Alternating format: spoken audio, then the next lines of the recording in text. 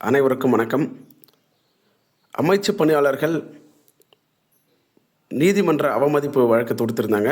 அது இன்று 6/8/2025 அன்று நீதியரசர் ஆனந்த வெங்கடேசன் சார்கிட்ட விசாரணைக்கு வந்தது. இதில் என்ன நடந்தது எல்லாத்தையும் தெளிவாக பார்க்கலாம். அதுக்கு முன்னாடி இந்த சேனலை நீங்கள் சப்ஸ்கிரைப் பண்ணாமல் பார்த்துட்டு இருந்தீங்கன்னா தயவுசெய்து சப்ஸ்கிரைப் பண்ணிக்கோங்க. இந்த வீடியோ உங்களுக்கு பிடிச்சிருந்தால் லைக் பண்ணிக்கோங்க. அப்டேட்ஸ்க்கு நம்முடைய வாட்ஸ்அப் சேனல், டெலிகிராம் சேனலுடைய லிங்க் டிஸ்கிரிப்ஷனில் கொடுத்துருப்பேன். அதை யூஸ் பண்ணி ஜாயின் பண்ணிக்கோங்க. அதாவது பள்ளிக்கல்வித்துறையில் பணியாற்றி வரும் அமைச்சு பணியாளர்களில் தகுதியுடைய நபர்களுக்கு பட்டதாரி ஆசிரியர்களாகவும் முதுகலை பட்டதாரி ஆசிரியர்களாகவும் 2% பதவி உயர்வு வழங்கி ஆசிரியர்களாக பணி வழங்க வேண்டும் என்று மார்ச் 21, 2025 அன்று ஆனந்த வெங்கடேசன் சார் ஆர்டர் கொடுத்துருந்தார். அதை தொடர்ந்து அரசு ரிவ்யூ பெட்டிஷன் ஃபைல் பண்ணி அந்த பெட்டிஷனும் டிஸ்மிஸ் ஆகிடுச்சு. எனவே நீதிமன்ற அவமதிப்பு வழக்கு இந்த தீர்ப்பினை அமல்படுத்த கோரி நீதிமன்ற அவமதிப்பு வழக்கு பட்டதாரி ஆசிரியர்களாகவும் முதுகலை பட்டதாரி ஆசிரியர்களாகவும் பணி வேண்டும் அமைச்சு பணியாளர்கள் தொடுத்திருந்தாங்க. இந்த விசாரணை இன்று வந்தது. எப்போ? 2:15 மணிக்கு. சரிங்களா? ஏற்கனவே இது விசாரணைக்கு வந்தப்போ அரசு அப்பீல் போகிறோன்னு சொல்லியிருந்தனால இன்றைக்கி தள்ளி வச்சுருந்தாங்க. ஸோ இன்று விசாரணைக்கு வந்தப்போ என்ன நடந்தது அப்படின்னா, அரசாங்கம் என்ன சொல்லியிருக்காங்க அப்படின்னா, இந்த வழக்கில் நாங்கள் மேல்முறையீடு பெட்டிஷன் ஃபைல் பண்ணிட்டோம். ஸோ ஃபைலிங் நம்பர் என்கிட்ட இருக்குது. இதில் பார்த்திங்கன்னா ஏறத்தாழ 189 ரெஸ்பாண்டன்ஸை நாங்கள் போட வேண்டியிருக்கு.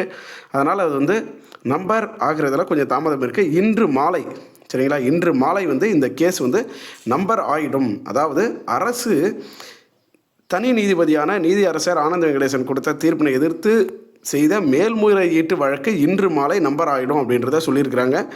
ஸோ இந்த மேல்முறையீட்டு வழக்கு நம்பர் ஆகிடுச்சினாலே இந்த கண்டெம்ட் பெட்டிஷன் ஆட்டோமேட்டிக்காக க்ளோஸ் ஆகிடும் அப்படின்றத தான் நம்ம தெரிஞ்சுக்கணும். இதற்கிடையில் பார்த்திங்கன்னா இதை அரசு வழக்கறிஞர் தெரிவித்த உடனே பிஜிக்காக, சரிங்களா, இதிலே பார்த்திங்கன்னா 2 வழக்கறிஞர்கள் வந்தாங்க. ஸோ பிடிக்கு ஒரு வழக்கறிஞரும் பிஜிக்கு ஒரு வழக்கறிஞரும் வந்திருந்தாங்க. அதாவது அமைச்சர் பணியாளர்கள் தரப்பிலிருந்து. ஸோ பிஜிக்கு ஆஜரான வழக்கறிஞர் என்ன சொன்னார்னா, சார் நீங்கள் சொல்கிறீங்க கரெக்டு தான், வெயிட் பண்ணலாம் அப்படின்னு சொன்னார் ஜட்ஜி. 1 வீக் நான் வெயிட் பண்ணுறேன், ஸோ நம்பராக இதாக பார்க்கலான்ட்டு. அதுக்கு பிஜிக்காக ஆஜரான வழக்கறிஞர் என்ன சொன்னார்னா, சார் நீங்கள் சொல்கிறது கரெக்டு தான், ஆனால் இவங்க இப்போ பிஜிடிஆர்பிக்கு நோட்டிஃபிகேஷன் கொடுத்துருக்குறாங்க. இந்த நோட்டிஃபிகேஷன் பார்த்திங்கன்னா 2% கொடுக்கல, 1% தான் கொடுத்துருக்குறாங்க அப்படின்னு சொல்கிறாங்க. அதாவது 2% நீங்கள் கொடுக்கணும்னு சொல்லியிருக்கிறீங்க, ஆனால் 1% தான் இவங்க கொடுத்துருக்குறாங்க. இதெல்லாம் இங்கே பிரச்சனை இருக்குது அப்படின்ற மாதிரி சொன்னார். ஸோ அதையும் ஜட்ஜி அதுக்கு பார்த்திங்கன்னா எல்லாருமே என்ன தான் ப்ளேம் பண்ணுறீங்க, என்ன பண்ணுறது, நான் அதை பற்றிலாம் கவலைப்படலை அந்த மாதிரி சொன்னார். அதனைத் தொடர்ந்து பார்த்திங்கன்னா அரசு வழக்கறிஞருக்கும் மாண்புமிகு அதாவது கவிதா ராமேஸ்வர் அவர்களுக்கும் ஒரு வாக்குவாதம் நடைபெற்று விட்டது. என்னென்னா ஒரு 5 நிமிஷம் இந்த சண்டையே போனது அப்படின்னு சொல்லலாம். என்னென்னா அரசு இவங்க அப்பீல் பண்ணிட்டு தான் சொல்கிறாங்க, எந்த ஆதாரத்தையும் கொடுக்க மாட்டேங்கிறாங்க. ஸோ சும்மா இவங்க சொல்லி காலத்தை கடத்துகிறாங்க, இவங்களுக்கு அந்த விருப்பமே இல்லை அப்படின்ற மாதிரி அவங்க சொல்லவும், இல்லை என்கிட்ட ஆதாரம் இருக்குது, நாங்கள் ஃபைலிங் பண்ணிவிட்டோம், என்கிட்ட எவிடன்ஸ் இருக்குது, ரிட்டன் டாக்குமெண்ட் என்கிட்ட இருக்குது அப்படின்னு அரசு தரப்பு வழக்கறிஞர் சொல்லவும் இருவருக்கும் இடையே ஒரு சிறிய வாக்குவாதம் ஏற்பட்டு விட்டது. அதனை தொடர்ந்து பார்த்திங்கன்னா, அப்படியா உங்ககிட்ட ஆதாரம் இருந்தால் கொடுங்க அப்படின்னு கவிதா ராமேஸ்வர் வழக்கறிஞர் கேட்கவும், அதை உங்களிடம் கொடுக்க வேண்டிய அவசியம் எனக்கு இல்லை அப்படின்னு அரசு தரப்பு வழக்கறிஞர் சொல்லவும், நீதிபதியே ஒரு நிமிடம் உறைந்து போயிட்டார் அப்படின்னு தான் சொல்லணும்.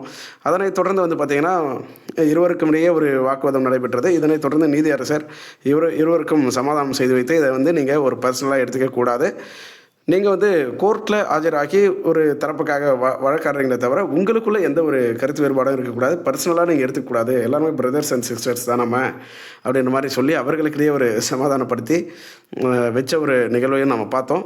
ஸோ அதனை தொடர்ந்து இந்த வழக்கில் இப்போ நமக்கு தெரிய வர்றது என்னென்னா, அரசு மேல்முறையீடு செய்துவிட்டது. ஸோ இதனால் இந்த வழக்கு இன்று மாலை நம்பர் ஆகிடும் அப்படின்றத தெரிவிச்சுக்கலாம். அதே போல் பார்த்திங்கன்னா எங்களுடைய தரப்புக்கு நீதி வேண்டும் அப்படின்றத கவிதா ராமேஸ்வர் கேட்டாங்க.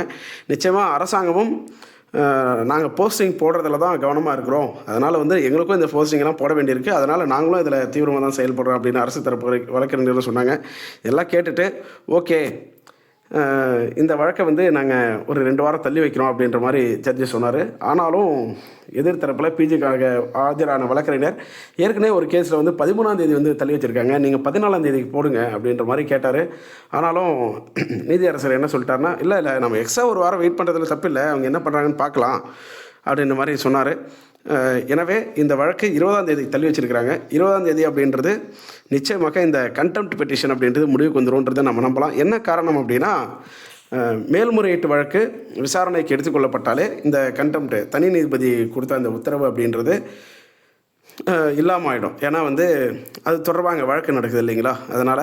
எனவே இந்த கண்டெம்ட் பெட்டிஷன் 20ஆம் தேதி முடிவுக்கு வரும் அப்படின்றத நம்ம எதிர்பார்க்கலாம்.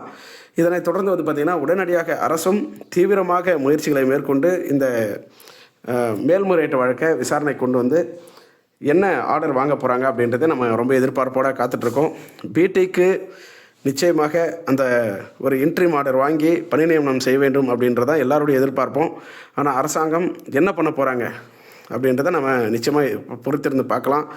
அவங்க அமைச்சு பணியாளர்களுக்கும் அந்த வழக்கை சீக்கிரமாக முடித்து 2 பேருக்கும் பணி நியமனம் பண்ணணும்னு நினைக்கிறாங்களா, அல்லது அது தாமதமாகிற பட்சத்தில் இன்ட்ரீம் ஆர்டர் வாங்கி பிடி அப்பாயின்மெண்ட் பண்ணணும்னு நினைக்கிறாங்களா என்னன்றதெல்லாம் ஒரு விசாரணைக்கு இந்த வழக்கு வந்து ஒரு ஹியரிங் வந்தால் தான் நமக்கு வந்து தெரியும். ஸோ எல்லாத்தையும் நம்ம பொறுத்திருந்து பார்க்கலாம். என்ன நடந்தாலும் அதையெல்லாம் நம்ம சேனலில் அப்டேட் பண்ண தயாராக இருக்கும். ஸோ நம்ம சேனலை சப்ஸ்கிரைப் பண்ணிக்கோங்க. நீங்கள் பார்ட் டைம் ஜாப் வீட்டில் இருந்தபடியே ஒர்க் பண்ணி ஒரு மாதம் ஒரு 1500 ரூபாய் முதல் 3000 ரூபாய் வரைக்கும் சம்பாதிக்கணும்னு விருப்பப்பட்டீங்கன்னா மட்டும் இந்த நம்பருக்கு, ஸ்க்ரீனில் தெரிகிற நம்பருக்கு வாட்ஸ்அப் பண்ணுங்கள். மற்றபடி தயவுசெய்து கால் பண்ணி கேட்க வேண்டாம். ஏன்னா கால் பண்ணும்போது எங்கேயாவது வெளியில் இருக்கிற பட்சத்தில் அட்டன் பண்ண முடியாமல் இருக்குது. ஸோ தயவுசெய்து வாட்ஸ்அப்பில் மெசேஜ் பண்ணுங்கள். மற்றொரு பயனுள்ள வீடியோவில் சந்திப்போம். அனைவருக்கும் நன்றி, வணக்கம்.